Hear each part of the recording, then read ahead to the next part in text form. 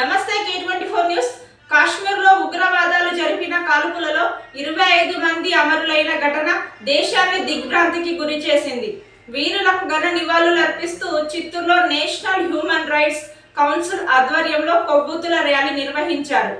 NHRC జాతీయ అధ్యక్షులు doctor Sampath Kumar గారి ఆదేశాలతో చీఫ్ సెక్రటరీ బుల్లెట్ రవికుమార్ నేతృత్వంలో గాంధీ విగ్రహం వద్ద ఈ కార్యక్రమం జరిగింది.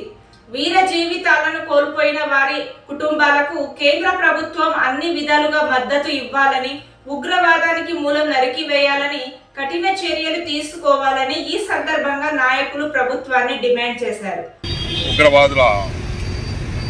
కాశ్మీర్ ఉగ్రవాదుల చేతిలో బలైన 26 మంది ప్రాణాలు గాలిలో కలిసిపోవడం చాలా దారుణమైన విషయం. ఈ కాశ్మీర్ ఉగ్రవాదుల చర్యలు మేము తీవ్రంగా నేషనల్ హ్యూమన్ రైట్స్ తరఫున ఖండిస్తున్నాము. అలాగే 26 ప్రాణం చనిపోయిన వారికి ఆత్మశాంతి కలగాలని మేము ఈ నిరసన కార్యక్రమాన్ని, ఈ ప్రభుత్వ కార్యక్రమాన్ని నిర్వహిస్తున్నాము.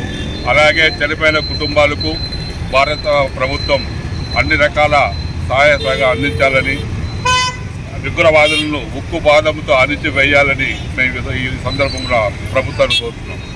మీడియా మిత్రులకి, NHRC కుటుంబ సభ్యులందరికీ పేరు తీవ్రవాదుల దాంతో మృతి చెందిన 26 మంది కుటుంబాలకు గవర్నమెంట్ ఆర్థిక సాయం అందించాలని, అదేవిధంగా ఆ కుటుంబాన్ని ఏదో విధంగా ఆదుకునే విధంగా వాళ్ళ కుటుంబాన్ని ఆదుకోవాలనేసి మరీ కోరుతున్నాము.